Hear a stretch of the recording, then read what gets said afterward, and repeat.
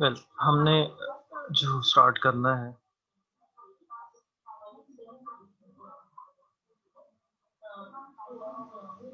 Group theory start करनी है। इसमें जो फर्स्ट चैप्टर हमारा है दैट इज सेट्स के हवाले से, सेट्स एंड रिलेशंस के हवाले से हमें कुछ डिस्कशन करनी है, कुछ टॉपिक्स डिस्कस करने हैं।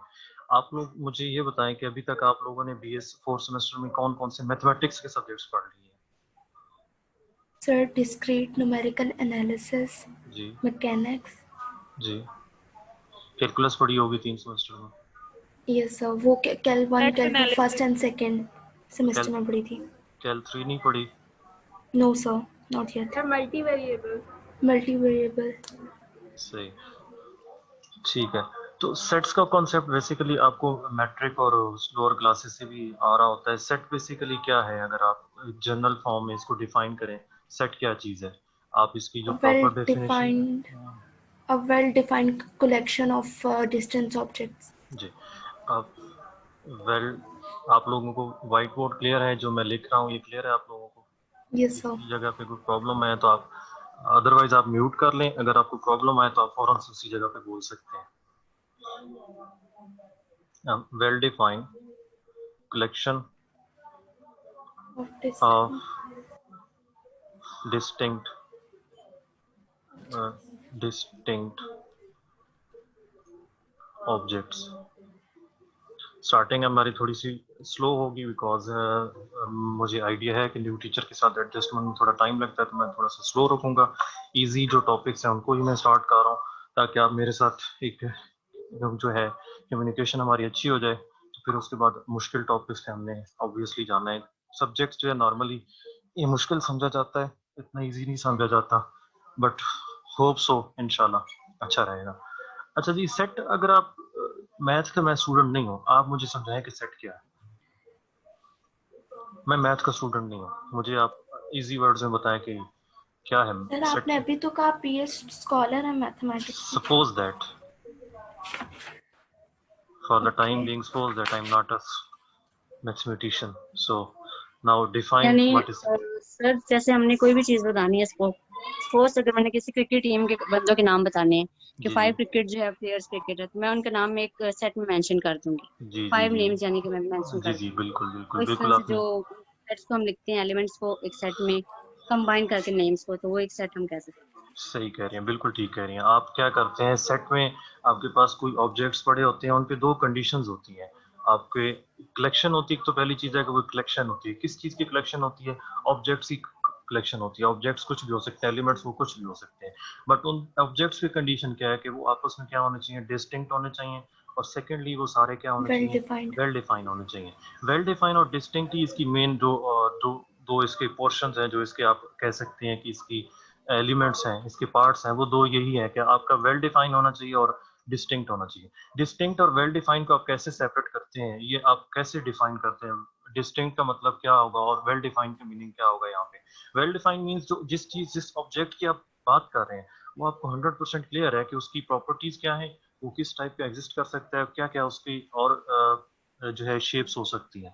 डिस्टिंक्ट मीन्स वो जो भी उसके अंदर कलेक्शन पड़ी है वो एलिमेंट्स आपस में जो है ओवरलैप नहीं कर रहे हैं, मीन्स वो सेपरेट है टोटली। अगर आप एक क्लास की बात करते हैं, क्लास जिसमें आप बैठते हैं, अगर चेयर्स की बात करें तो वो डिस्टिंक्ट नहीं होंगी, चेयर्स डिस्टिंक्ट नहीं होंगी। बट अगर आप क्लास में स्टूडेंट्स की बात करते हैं, student class set of BS maths 5 semester, आपकी क्लास की अगर बात की जाए तो ये सेट है आपका, पूरी क्लास एक सेट है। अब इसमें क्या है, ये वेल डिफाइंड भी है। वेल डिफाइंड मींस आप सब क्या हैं? स्टूडेंट्स हैं। आप में कोई टीचर नहीं आएगा, आपकी क्लास में कोई टीचर नहीं आएगा, आपकी क्लास में कोई क्लरिकल स्टाफ का बंदा नहीं आएगा, आपकी क्लास में कोई एज आप कह रहे हैं कि कोई फोर्सेस का बंदा नहीं होगा। आपकी क्लास में जस्ट क्या है, डेफिनेशन आप लोगों की क्या है कि आप जो वेल डिफाइंड की कंडीशन आप लोगों की कैसे पूरी होगी कि आप सब क्या होंगे? स्टूडेंट्स होंगे। और डिस्टिंक्ट डिस्टिंक्ट कैसे है कि आप सब जो है सेपरेट है, आपकी जो है शक्ल एक अलग से है, सबकी हाइट सेपरेट होगी, ओवरऑल आपकी जो एक शक्ल इमेज है वो आपका सेपरेट होगा, डिस्टिंक्ट है, आप में कोई रिपीट नहीं हो रहा, ठीक है।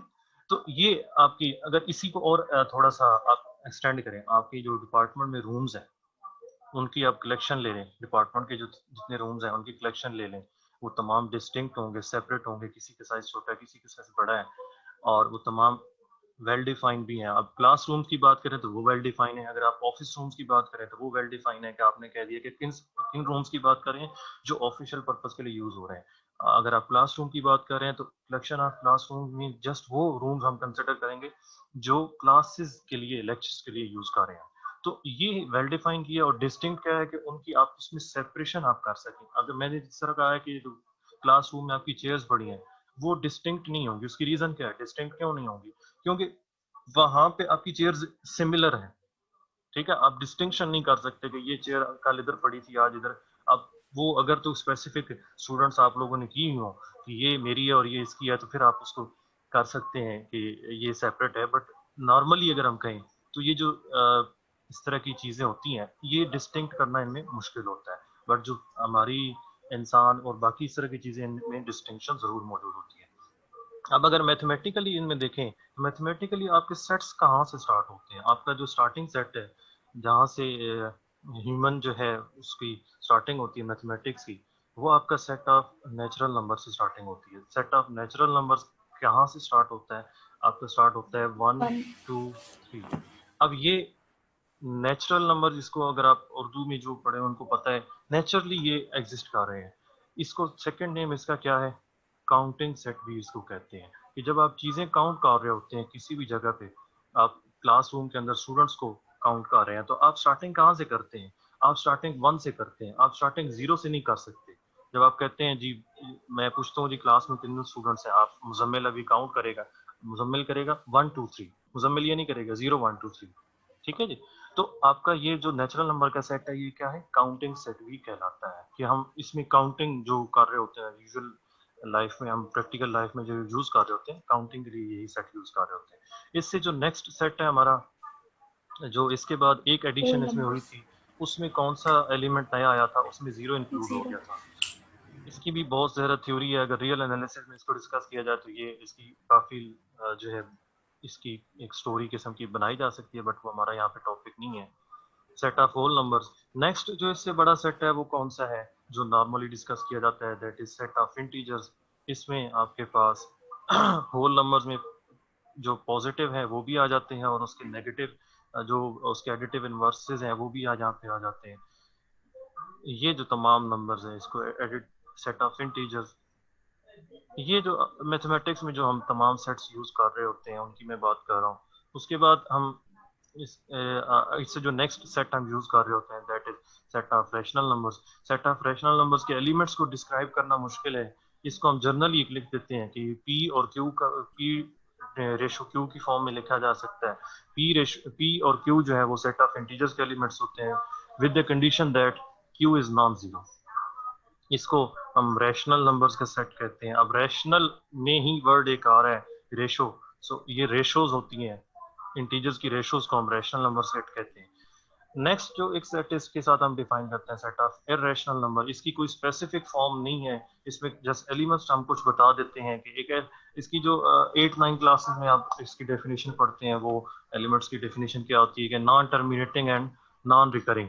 बट ये किस फॉर्म में हम इसकी डेफिनेशन कर रहे होते हैं, हम इसके डेसिमल फॉर्म में इसकी डेफिनेशन कर रहे होते हैं कि ऐसे ही तमाम जो डेसिमल्स की फॉर्म में नंबर्स हैं जिनकी जो आगे डेसिमल फॉर्म्स हैं वो टर्मिनेट ना कर रही हो, ना रिपीट हो रही हो, तो उनको हम इररेशनल नंबर्स कहते हैं। जब इररेशनल और रैशनल्स के बाद हम इन दोनों सेट्स को जब हम कंबाइन कर देते हैं, आगे मैं इसके ऑपरेशंस भी डिस्कस करता हूँ, इन दोनों को जब हम कंबाइन कर देते हैं तो हमारे पास एक सेट आ जाता है जो आजकल हम जिसकी बेस पे आपकी कैलकुलस है उसको हम क्या कहते हैं, सेट ऑफ रियल नंबर्स। ये तो है हमारे बेसिक सेट्स जिनको हम बार बार यूज कर रहे होंगे।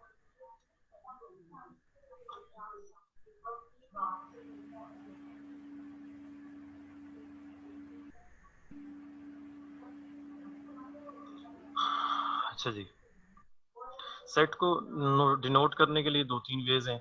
पहले तो ये देखें कि अगर एक एस सेट है हमारे पास, उसमें हमने एक एलिमेंट इसका डिनोट करना है, एक सेट हमारे पास है एस, तो इसके जो एलिमेंट्स होंगे सपोज, तो उनको जब बिलोंगनेस हम प्रूव करना चाहते हैं तो हम क्या यूज करते हैं, ये ई की नोटेशन यूज करते हैं। हम ये कहते हैं इस नोटेशन का मतलब क्या होगा, a belongs to the set S.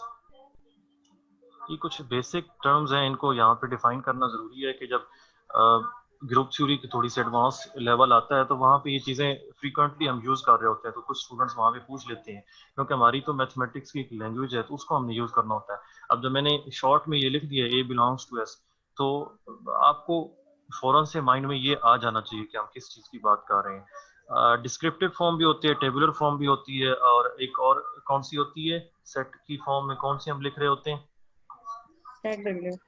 Set builder. So पहले मैं डिस्क्रिप्टिव फॉर्म,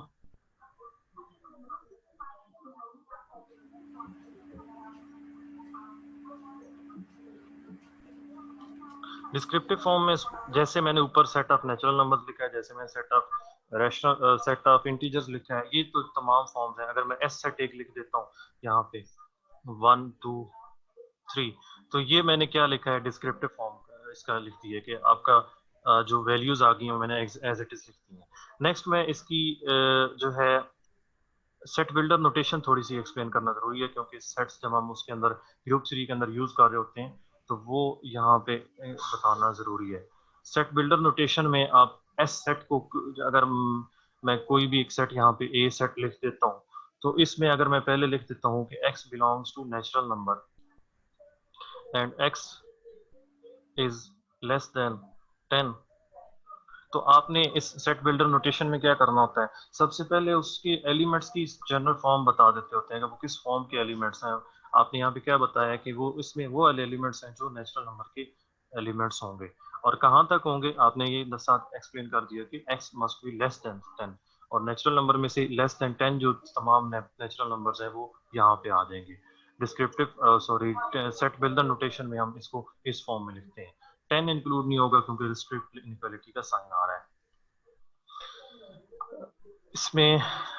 मैंने कुछ एम्प्टी सेट, एक ऐसा सेट हमारा जरूर एग्जिस्ट करता है जिसको हम एम्प्टी सेट कहते हैं। अब इसमें जो है मेरा एक क्वेश्चन है आप लोगों से कि मैं जब ऊपर डिफाइन कर रहा हूँ, अभी जैसे पहले एक स्टूडेंट ने मुझसे क्वेश्चन किया कि आप मैथ के कह रहे हैं और फिर आप कह रहे हैं कि मैथ का नहीं हूँ, तो मेरा अब आपसे क्वेश्चन है कि मैं ऊपर कह चुका हूँ कि सेट जो है वो कलेक्शन ऑफ डिस्टिंक्ट ऑब्जेक्ट्स होता है, कलेक्शन होती है ऑब्जेक्ट्स की, बट एम्प्टी सेट में कोई एलिमेंट नहीं होता, तो इसको हम सेट क्यों कह रहे हैं? सर इसकी रीजन पिछले वाले सर ने दी थी, इसमें कुछ फैक्टर्स होते हैं, 5 पता नहीं कुछ ऐसे वर्ड्स थे कि वो इन्वॉल्व होते हैं उस सेट के अंदर, इस वजह से हम लोग उस सेट को भी एम्प्टी सेट कहते हैं। किसी और के पास कोई रीजन हो? सर जब भी हम कोई सेट बनाते हैं तो हम उसमें एम्प्टी सेट तो लिखते हैं ना, तो ये कंसिडर तो होगा ना सेट में। नहीं, वो तो लिखते हैं, क्यों लिखते हैं, देखिए ना सेट की डेफिनेशन है कि उसमें कलेक्शन ऑफ ऑब्जेक्ट्स, कुछ ना कुछ ऑब्जेक्ट्स होने चाहिए, तो यहाँ पे तो कोई ऑब्जेक्ट ही नहीं है इसके अंदर, कोई एलिमेंट ही नहीं है इसके अंदर, तो ये कैसे सेट हो सकता है?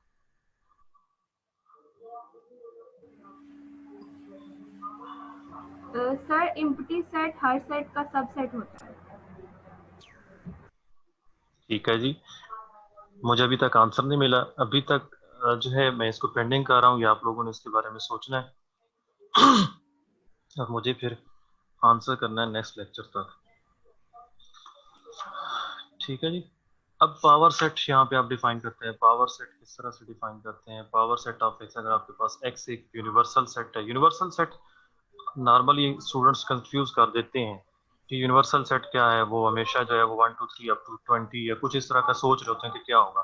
यूनिवर्सल सेट आपकी ओवरऑल डिस्कशन में जो सबसे बड़ा सेट है ना, जिस सिनारियो में आप डिस्कशन कर रहे हैं उस डिस्कशन में जो आपका सबसे बड़ा सेट है वो ही आपका यूनिवर्सल सेट कहलाता है। अब आप डिस्कशन कर रहे हैं जी BS मैथमेटिक्स 5th सेमेस्टर, तो अब मैथमेटिक्स की जब आपने बात की है ना, आप किस की बात कर रहे हैं, मैथ के स्टूडेंट्स की बात कर रहे हैं, तो आपका यूनिवर्सल सेट कौन सा होगा, एयर यूनिवर्सिटी में जो मैथमेटिक्स के जितने स्टूडेंट्स हैं वो आपका क्या होगा, यूनिवर्सल सेट होगा। जब आप बात कर रहे हैं कि एयर यूनिवर्सिटी की स्टूडेंट हैं आप, तो अब आप किसके एलिमेंट हैं, आपके कोरस्पोंडिंग यूनिवर्सल सेट कौन सा हो गया, पूरी यूनिवर्सिटी हो गई, उसके तमाम स्टूडेंट्स आपका क्या हो गया, यूनिवर्सल सेट हो गया। अगर आप कह रहे हैं जी आप इस्लामाबाद के रेजिडेंट हैं, यहाँ पे आप रह रहे हैं, ठीक है, तो अब आपका यूनिवर्सल सेट कौन सा है? इस्लामाबाद। इस्लामाबाद है। अब इस्लामाबाद। आपका यूनिवर्सल सेट इस्लामाबाद है।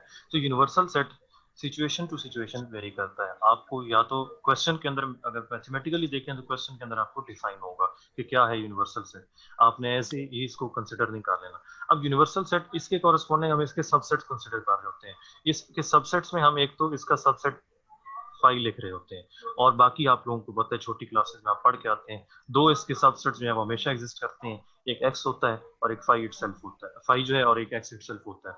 अब एक्स का जितना ऑर्डर होता है, एक्स के अंदर जितने नंबर ऑफ एलिमेंट्स होते हैं वही उसके पावर सेट के अंदर कितने एलिमेंट्स होते हैं, पावर सेट के अंदर एलिमेंट्स होते हैं 2 to the power n।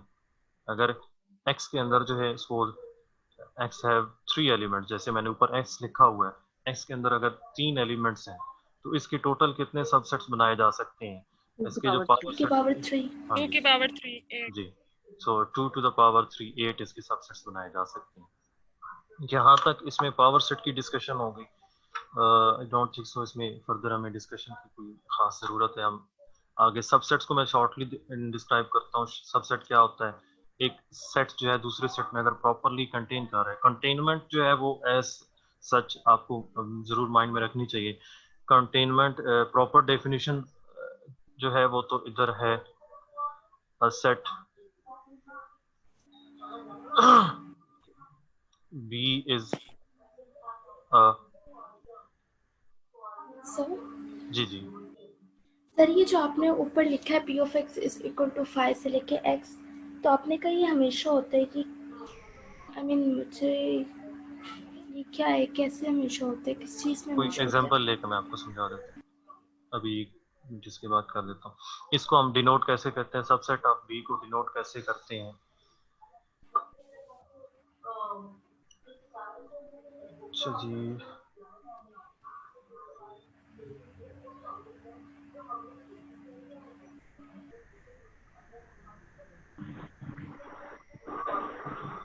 अच्छा जी, ये काम भी आप लोग करते हैं? हाँ जी, है? No sir. अच्छा जी, नो सर का क्या मतलब होता है?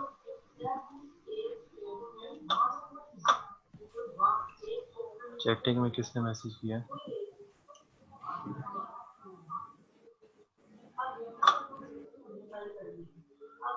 मुजम्मिल, ये काम भी आप लोग करते हैं? सर मुझे तो नहीं पता ये कौन कर रहा है, अच्छा मुझे तो नहीं पता ये कौन कर रहा है। अच्छा जी, सही है जी। A is sir best solution तो यही है कि क्लास लीव कर जाए, ये काम ना करे। नहीं, इसका कुछ सोल्यूशन मैं निकालता हूँ। If every element of A is an element of B, तो हम उसको सबसेट कहेंगे। जैसे अगर आपकी क्लास को बात की जाए तो आपकी क्लास जो है वो पूरे डिपार्टमेंट का क्या है, सबसेट है। एज ए डिपार्टमेंट जो है आपका ये सबसेट है। इसी तरह पूरी यूनिवर्सिटी का भी क्या है, सबसेट है, क्योंकि आपके जो तमाम स्टूडेंट्स हैं वो आपकी क्लास के जो स्टूडेंट्स हैं वो पूरी यूनिवर्सिटी की क्या है, स्टूडेंट्स हैं, उसके अंदर उस सेट के अंदर कंटेन कर रहे हैं, उसके एलिमेंट्स हैं, तो इसको सबसेट की फॉर्म में इस तरह हम बात करते हैं। अच्छा जी, जो भी स्टूडेंट ने क्वेश्चन किया था कि ये 5 और x कैसे हैं, अगर हम एक सेट में कंसिडर कर लूं s 1 2, और इसके सबसेट्स की अगर बात की जाए, हम देखें मुझे नाम नहीं याद किसने क्वेश्चन किया था। पावर सेट में हम क्या, पावर सेट में हम इसके एक सबसेट इसका हमेशा होता है 5, 5 इसका हमेशा सबसेट होता है। किसी भी नॉन एम्प्टी सेट का जो है 5 हमेशा सबसेट होता है। x मैंने इसलिए लिखा है, वहां पे x था, यहाँ पे मैंने s, चलिए इसको मैं x से डिनोट कर देता हूँ। x अपना सबसेट हमेशा होता है। सबसेट का मतलब क्या है, सबसेट का मतलब ये है कि आप उस सेट के तमाम एलिमेंट्स उसी में कंटेन करने चाहिए। उसके बाद इसका नेक्स्ट अगर सबसेट बनाना चाहें तो वो 1 से 1 जो सिंगलटन सेट है, फिर जो नेक्स्ट सबसेट है इसका 2 है। तो अब ये देखें, ये इसके सबसेट्स, इस मीन इस सेट के तमाम एलिमेंट्स जो हैं वो इस एलिमेंट में, इस सेट में कंटेन कर रहे हैं। इसी तरह इसके जो तमाम एलिमेंट्स हैं वो इसके अंदर कंटेन कर रहे हैं। सिमिलरली एक्स के जो तमाम एलिमेंट्स हैं वो इसके अंदर कंटेन कर रहे हैं। फाई हमेशा इस किसी भी नॉन एम्प्टी सेट का सबसेट होता है। ये एक सर एक जनरल। बात कहूँ, जी जी। आपने एक क्वेश्चन किया था ना कि हम लोग एम्प्टी सेट को सेट क्यों कंसीडर करते हैं, उसका आंसर आपने खुद बता दिया कि हर एम्प्टी सेट में एक फाई सेट मौजूद होता है। नॉन एम्प्टी तो सेट का that's why- सबसेट होता है। हम्म, नहीं, अभी आप इसके बारे में सोचें, अभी सोचें इसके बारे में, ये नहीं है इसकी रीजन। प्रॉपर सबसेट और इम्प्रॉपर सबसेट कौन सा होता है? इम्प्रॉपर सबसेट एक ऐसा, जैसे एस जो है, अगर मैं इसी एस की बात करूंगी, एक्स इसको मैं डिनोट जैसे किया हुआ है, ये अपने अंदर तो सबसेट है इसका है। एक सेट जो एक दूसरे के इक्वल होते हैं वो एक दूसरे के सबसेट्स होते हैं। ऐसे जो सबसेट्स हैं इनको हम इम्प्रॉपर सबसेट्स कहते हैं।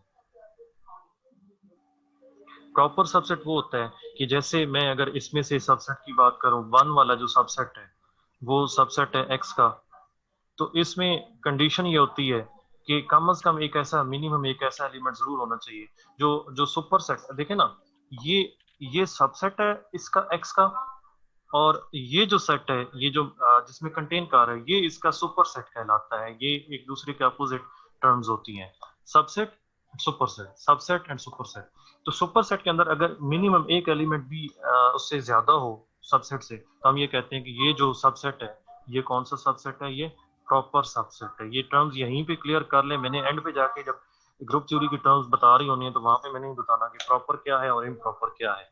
ये आपको यहीं पे क्लियर हो जाना चाहिए कि प्रॉपर में किस सेंस कि कम से कम जो सुपर सेट है, जो सुपर सेट है उसका मिनिमम अगर एक एलिमेंट भी इससे एक्सीड कर गया, इसके अलावा मौजूद है, तो हम उसको प्रॉपर सबसेट कहते हैं। अगर दोनों के अंदर सेम एलिमेंट्स हैं तो उसको हम इम्प्रॉपर सबसेट कहते हैं। बस इसकी सिंपल सा कॉन्सेप्ट यही माइंड में रख लें कि अगर एक एलिमेंट भी उसमें ज्यादा है तो वो क्या होगा? प्रॉपर सबसेट होगा। अगर दोनों के जो एलिमेंट्स हैं वो एग्जैक्टली इक्वल हैं तो वो क्या कहलाते हैं? इम्प्रॉपर सबसेट्स कहलाते हैं। एग्जांपल्स यहाँ पे आप बुक में देख लीजिएगा। एग्जांपल नंबर 3, इसमें इसके 8 सबसेट्स, इसने सबसेट्स भी डिस्कस किए, तमाम सबसेट्स भी लिखे हुए हैं, और इसने पावर सेट जो वो पूरा सेट बनना है वो भी लिखा हुआ है। देखें ना, बेसिकली पावर सेट क्या है? पी ऑफ एक्स बेसिकली क्या है? पी ऑफ एक्स में सेट्स मौजूद हैं, पी ऑफ एक्स में इटसेल्फ सेट्स हैं। ये एक सेट है, ये एक सेट है, ये एक सेट है, और ये एक सेट है, कंप्लीट एक सेट है।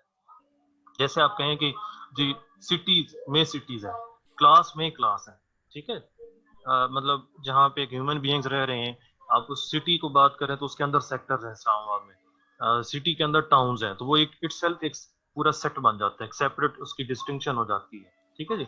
आप पाकिस्तान में बात करें तो आपके यहाँ पे डिफरेंट जो है वो कास्ट के लोग हैं, डिफरेंट कम्युनिटी के लोग हैं, तो वो एक सेट के अंदर एक सेट है। आपका पाकिस्तान एक सेट है, उसके अंदर एक सेट्स है, तो वो जो है वो हम उसको पावर सेट, इसके अंदर सेट्स मौजूद होते हैं, इटसेल्फ सेट्स होते हैं। नेक्स्ट मैं डिफाइन कर रहा हूँ power set of x, sorry, Cartesian product. जी जी। सबसेट और सुपर सेट में क्या मतलब डिफरेंस होता है? सबसेट तो एक दूसरे का अपोजिट होते हैं ना। मतलब डिफरेंस क्या होता है इनका? डिफरेंस क्या मतलब? एलिमेंट्स का मतलब एलिमेंट्स का कुछ होता है इसमें? ये इसमें ए जो है वो बी का सबसेट कहलाएगा, ठीक है, और बी ए का क्या कहलाएगा? सुपर सेट कहलाएगा।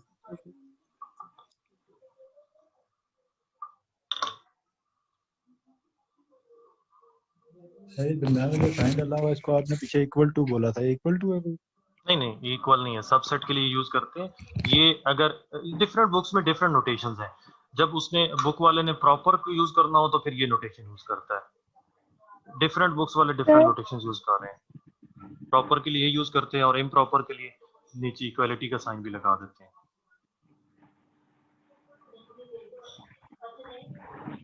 ठीक है, एनी कंफ्यूजन? सर जी, सर वो पावर सेट एक दफा दोबारा बता दे। इसकी एग्जांपल लिखी हुई है बुक में, आप उसको देखिए और फिर मुझसे डिस्कस कीजिए। एक एग्जांपल यहाँ पे डिस्कस की गई है, एग्जांपल नंबर 3, पेज नंबर 3 पे। नेक्स्ट डेफिनेशन है,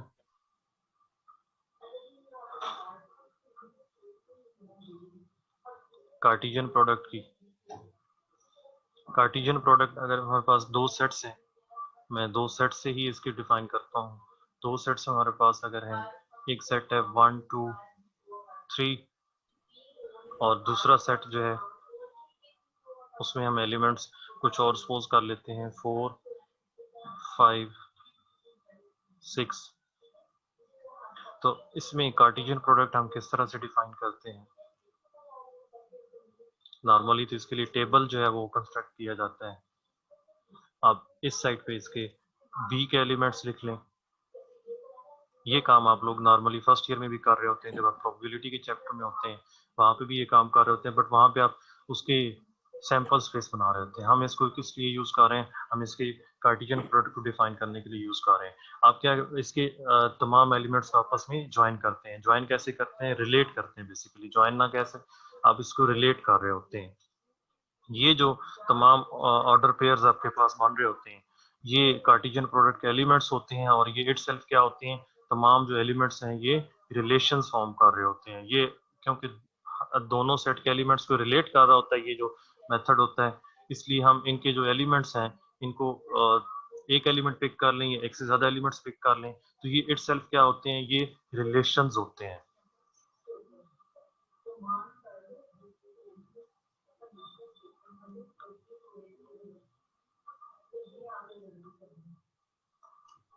इसको आपको पता है कि ये आप ए क्रॉस बी को सेट की फॉर्म में भी लिख सकते हैं। मैंने टेबल एक कंस्ट्रक्ट किया है, इसको आप सेट की फॉर्म में भी लिख सकते हैं। सेट की फॉर्म में ये तमाम एलिमेंट्स एज इट इज इस तरह करके आ जाएंगे जैसे मैंने अरेंजमेंट में यहाँ पे लिखे हैं।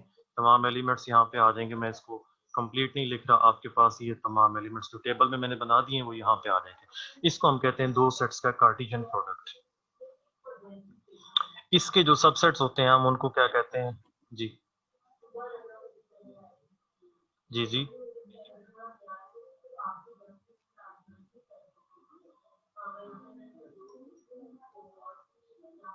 आप में से कोई क्वेश्चन कर रहा था? No sir. ठीक। आपने कैलकुलस पढ़ी हुई है? आर क्रॉस आर क्या होती है? Set of real numbers cartesian product with real numbers. जी, इसको क्या कहते हैं?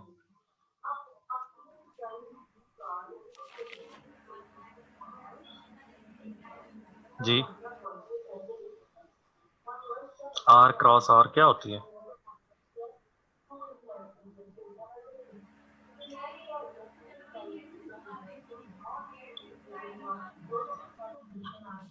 किसी को नहीं आइडिया आर क्रॉस आर क्या होती है? अच्छा जी, चले मैं ये इसको लिख देता हूँ। ये क्या होती है?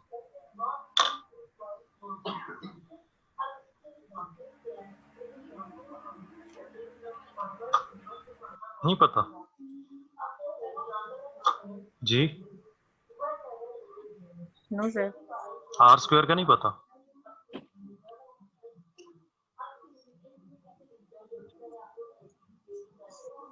सर रियल वैल्यू सर ये तो स्पेस की नहीं बात हो रही, स्पेस की टू नहीं बात हो रही, डायमेंशनल प्लेन प्लेन, की प्लेन बात टू है। Dimensional plane. मैं सोच रहा था कि आप लोग वाकई कैलकुलस पढ़ के आए हैं। जी, कैलकुलस पढ़ के आए हैं? Sir yes sir. मुझे नहीं लग रहा था। आर स्क्वायर है ये, आपके पास इसमें क्या होते हैं? इस आर स्क्वायर में आपके पास ऑर्डर पेयर्स ही नहीं मौजूद होते, x y, such that x y जो है वो बिलोंग कर रहे होते हैं सेट ऑफ रियल नंबर्स में से। इसको आप ड्रॉ भी कर सकते हैं। ये बेसिकली क्या है? ये कार्टेशियन प्रोडक्ट है।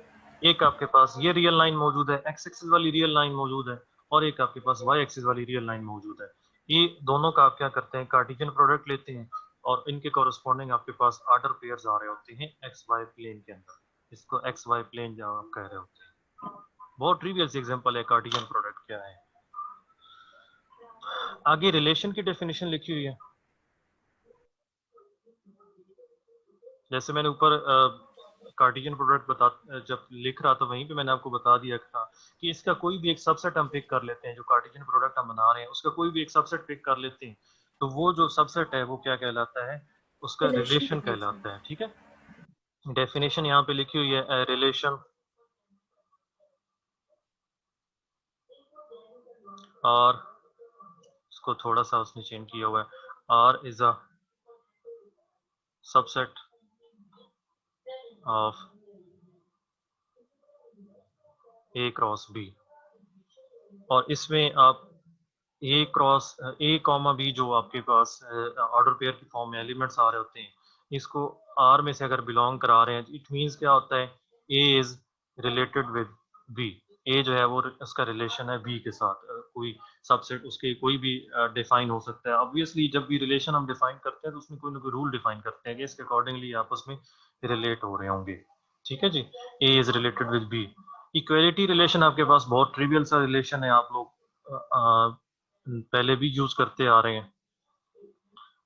इक्वलिटी रिलेशन, तमाम रियल नंबर्स के ये एलिमेंट्स जो हैं ये आपस में रिलेट कर रहे होते हैं। ए जो है वो ए के साथ रिलेट कर रहा होता है, किस रिलेशन की तरह रिलेट कर रहा होता है, इक्वलिटी रिलेशन की तरह, क्योंकि आपको पता है कि ए जो है वो इक्वल टू है ए के। तो ये तमाम जो एलिमेंट्स हैं अपने साथ इक्वल होते हैं, सो ये रिलेशन हमेशा एग्जिस्ट कर रहा होता है। तो किसी भी सेट के अंदर जो भी आप रियल नंबर्स का सेट ले लें, सेट ऑफ इंटीजर्स कंसीडर कर लें, सेट ऑफ रैशनल कंसीडर कर लें, इन तमाम सेट्स के अंदर ये जो रिलेशन है ये हमेशा होल्ड कर रहा है। दो एलिमेंट्स के दरमियान आप हमेशा ये रिलेशन डिफाइन कर सकते हैं। मैं जैसे कह रहा हूँ कि रिलेशन में हम क्या करते हैं, कोई ना कोई रूल डिफाइन करते हैं कि कौन सा एलिमेंट हमने किसके साथ रिलेट करना है और क्यों रिलेट करना है, यही हमने डिफाइन करना होता है। इसकी एक और एग्जांपल आप लोगों को दे देता हूँ, एफ ऑफ एक्स या y is equal to x square. ये मैं इसको अगर ए सेट का नाम दे दूं, अगर रिलेशन को ए का नाम दे दूं, कि इसके अंदर वो तमाम ऑर्डर पेयर्स आएंगे such that y is equal to x square. Calculus आप लोगों ने पढ़ी हुई है, किस चीज की बात कर रहे हैं हम लोग? ये किस फंक्शन नहीं जी सर, आप इस इक्वेशन का ग्राफ पूछ रहे हैं? हाँ जी, क्या है? Parabola, simple. पैराबोला है। तो ये क्या है? ये रिलेशन है। आप किस तरह से रिलेट कर रहे हैं इसमें? अगर मैं एक एलिमेंट फर्स्ट सपोज मैं x की वैल्यू 1 पुट करता हूँ, 1 किसके साथ रिलेट होगा? y के साथ y इज इक्वल टू क्या आ जाएगा? 1। One. x is equal to अगर 2 किसके साथ रिलेट होगा? 4 के Four। साथ। तो आपने ये क्या किया है, ये आपने रूल डिफाइन किया है। ये जो y is equal to x square है, ये आपने क्या किया है, रूल डिफाइन किया है कि आपका अगर फर्स्ट पार्ट जो है वो x है तो दूसरे पार्ट का आपने क्या कर देना है, स्क्वायर कर देना है। जैसे यहाँ पे आप क्या कर रहे हैं, फर्स्ट पार्ट 1 है तो सेकंड पार्ट 1 है, बट फर्स्ट पार्ट अगर 2 है तो आपने उसका सेकंड पार्ट कैसे बनाया है, 4 बनाया है। इसके दो एलिमेंट्स अगर मैं यहाँ पे लिखना चाहूँ, 2 से 3 एलिमेंट्स, एक एलिमेंट हमने बना दिया, एक आया 1 1, दूसरा एलिमेंट आपने बता दिया कि 2 4 आएगा। अब मैं एक और एलिमेंट आपसे पूछता हूँ कि इसमें -3 कॉमा क्या आएगा? 9। तो ये जो आपके पास बनते जा रहे हैं ये क्या है, रिलेशन के एलिमेंट्स हैं। वो कार्टेशियन प्रोडक्ट के ऊपर मैं डिफाइन कर चुका हूँ, उसके ये एलिमेंट्स बनते जा रहे हैं, वही यहाँ पे भी। बट वहां पे कोई रूल मैंने नहीं डिफाइन किया था, यहाँ पे मैंने एक रूल डिफाइन कर दिए। रूल क्या है कि जो आपका x कोऑर्डिनेट है उसका आपने क्या कर देना है, स्क्वायर कर देना है, और वो y कोऑर्डिनेट उसके साथ रिलेट हो जाएगा। x coordinate as it is आ जाएगा, y कोऑर्डिनेट उसका क्या हो जाएगा, स्क्वायर हो जाएगा। सिमिलरली आप एक दो और रिलेशन भी डिफाइन कर सकते हैं।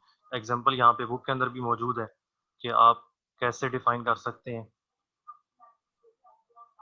सपोज मैं एक और सेट यहाँ पे डिफाइन कर देता हूँ, बी जो सेट है वो है इस तरह से डिफाइन, एक्स वाई, और ये माइंड में रख लें कि मैं यहाँ पे सेट ऑफ रियल नंबर्स की बात कर रहा हूँ, y is equal to x cube. आप इसको भी डिफाइन कर सकते हैं, ये भी क्या है, एक रिलेशन है। और इसमें क्या हो रहा है, एक्स कोऑर्डिनेट का आपने क्या करना है, क्यूब लेना है। क्यूब लेना है। आपने एक्स कोऑर्डिनेट का क्यूब लेते जाना है, सो आपको उसके कोरस्पॉन्डिंग वाई कोऑर्डिनेट आता जाएगा। ठीक हो गया। अभी आप लोगों ने क्या करना है, आप लोगों ने ये काम करना है कि एक सेट में दो सेट्स आपको डिफाइन करके आपको दे रहा हूँ। क्वेश्चन है आप लोगों का, ये आप लोग मुझे कल इसमें मैं किसी से भी पूछ सकता हूँ। आप ए सेट आप कंसिडर कर लें, सपोज 1 2 3, और बी सेट सपोज मैं आपको दे देता हूँ ऊपर वाला ही, जैसे मैंने डिफाइन किया था, 4 5 6 और आपने इसमें से 3 रिलेशंस मुझे बताने हैं कि उसके एलिमेंट्स क्या होंगे। R1 रिलेशन ऐसा होना चाहिए जिसमें x y such that x is equal to y. दूसरा जो रिलेशन होना चाहिए वो इस तरह से आप डिफाइन करेंगे, R2 जो है वो इस तरह से डिफाइन करेंगे कि x y such that x plus y must be greater than 5। और जो थर्ड रिलेशन आप लोग डिफाइन करेंगे, थर्ड रिलेशन किस तरह से डिफाइन करेंगे,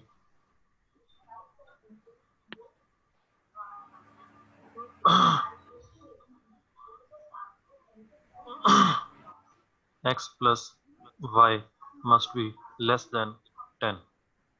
इक्वल भी कर सकते हैं, less than or equal to 10। यहाँ पे भी आप ग्रेटर आर इक्वल टू 5 कर सकते हैं।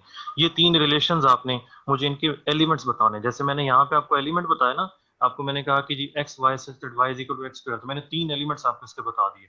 इसमें आप कंप्लीट एलिमेंट्स, तमाम एलिमेंट्स आप मुझे बता सकते हैं। तो ये आप लोगों ने कल मुझे, मैं आप लोगों में से किसी से भी पूछ सकता हूँ कि ये इसके R1 के एलिमेंट्स क्या हैं, R2 के एलिमेंट्स क्या हैं और R3 के एलिमेंट्स क्या हैं।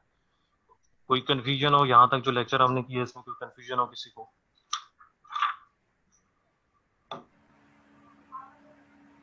किसी को कोई कंफ्यूजन हो तो पूछ सकते हैं जी। सर कितने कितने एलिमेंट्स इनके बताने हैं ऑर्डर पेयर?